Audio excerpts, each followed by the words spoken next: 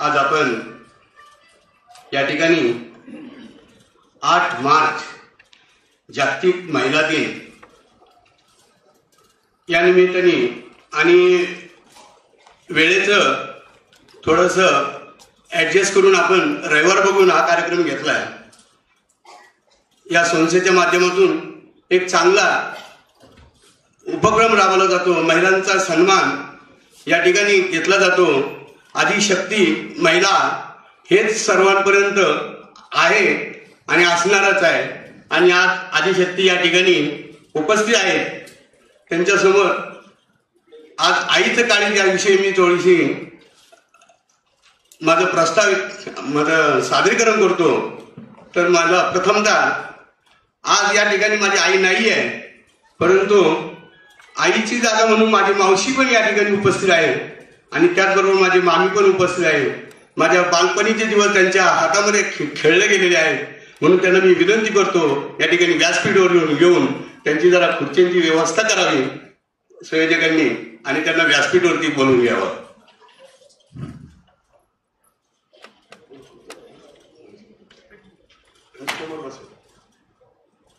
दोन खुर्च्या या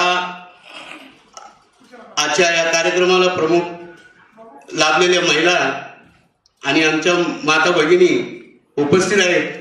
यांचं समाजामध्ये काहीतरी कौतुक होतोय आणि त्या निमित्ताने या ठिकाणी आलेल्या त्यांच्या समोर माझी मावशी आणि माझी मामी आईच्या रूपात आज आहेत आणि त्यांना मी आमंत्रित करतो.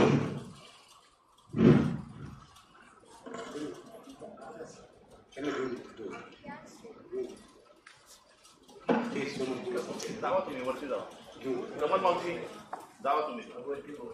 दरवाजा बंद कर येतो. दरवाजा बंद करा. दरवाजा उघडा. दरवाजा बंद करा.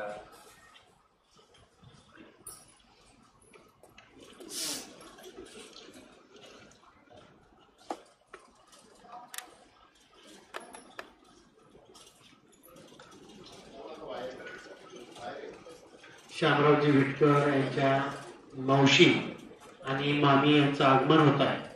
त्यांनी व्यासपीठावरती स्थानापन्न व्हावं अशी विनंती करतो.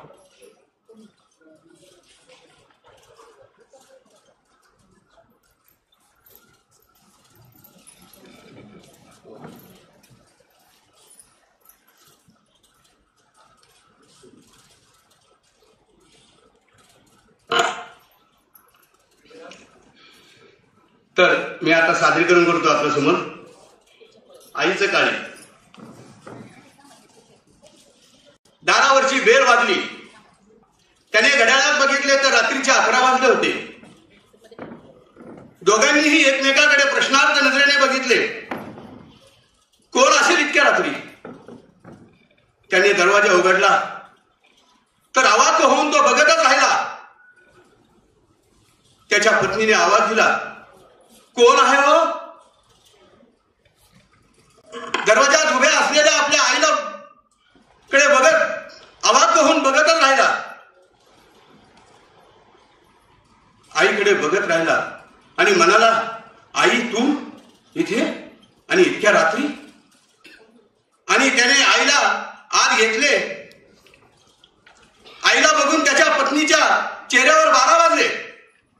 मस्तकावर आड्या चढवत ती म्हणाली, इथे कशाला आलात तुम्ही? आमचं टेन्शन वाढवायला? इथे काही आमचे प्रॉब्लेम कमी आहेत त्यात पुन्हा भर टाकायला आलात?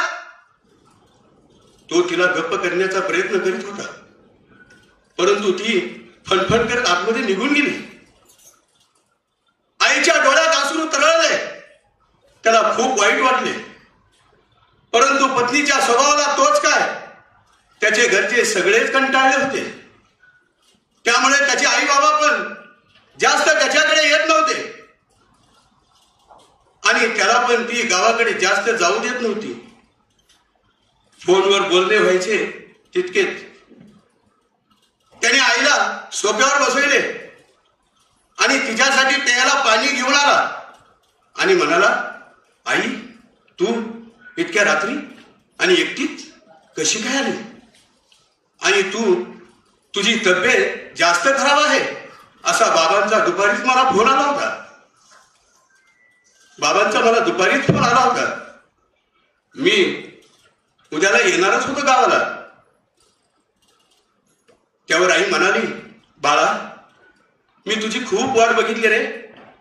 मला तुझी खूप आठवण येत होती. मी तुझ्या बाबांना रोज विचारायची तर ते म्हणत होते की मी फोन केला होता परंतु तो कामामध्ये जास्तच व्यस्त आहे म्हणून तो वसळला आणि त्यांनी नजर फिरवली. त्याच्या बाबांचा 8 दिवसापासून सतत त्याला फोन येत होता आणि फोनवर ते सांगत होते की आईची तब्येत जास्त खराब आहे, तू येऊन तिला भेटून जा. परंतु त्याची पत्नी त्याच्या गावाला जाण्यावरून वाद घालत होती. त्यामुळे इच्छा असूनही तो जाऊ शकत नव्हता. त्याला अपराधासारखे वाटले.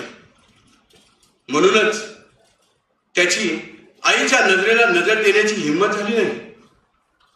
तो चाचरत आईला म्हणाला, आई तुझी तब्येत? त्यावर आई म्हणाली, बाळा आता मी एकदम ठीक आहे. आता मी सर्व रोगांपासून मुक्त झाली आहे. म्हणूनच तर तुला भेटायला आली. आता वर्ष होत आले रे तुला बघितले नाही आणि तू पण आम्हाला भेटायला आलाच नाही. बाळा आई बाबांपेक्षा महत्वाचे असे कोणते काम असते रे? बरं जाऊ दे, तुला भेटले आणि आता माझे मन शांत झाले बघ. तितक्यात त्याच्या फोनची रिंग वाजली. फोन टेबलावर चार्जिंगला होता. त्याने फोन चार्जिंगवरून काढून कानाला लावला. समोरून रडत आवाज आला, राहुल बेटा तुझी आई आपल्याला सोडून कायमची निघून गेली रे. कायमची निघून गेली रे. काय? त्याला धक्काच बसला. बाबा हे काय बोललात तुम्ही? तोर फोन कट झाला. त्याने मागे बघितले तर सोफ्यावर आई त्याला दिसलीच नाही. त्याने इकडे तिकडे संपूर्ण घरात आईचा शोध घेतला पण आई त्याला कुठेच दिसली नाही. आता त्याला दरदरून घाम फुटला होता. त्याचे अंग थरथरायला लागले होते. आता सर्व काही त्याच्या लक्षात आले होते.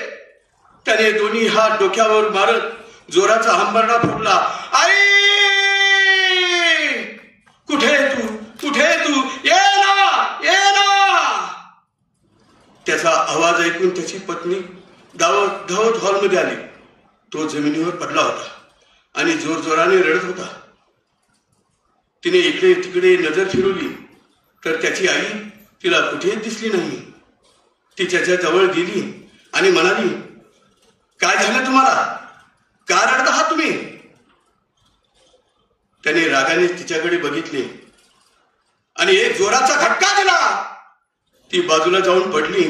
तो तिला म्हणाला, तुझ्यामुळे फक्त तुझ्यामुळे एका आईला आपल्या मुलासाठी मरेपर्यंत झुरावं लागलं.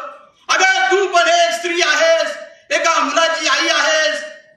मग तुला दुसऱ्या आईचं काळीच कसं ओळखता आलं नाही? आणि हात जोडून वर बघत तो म्हणाला, आई मला माफ कर ग. मी तुझा अपराधी आहे.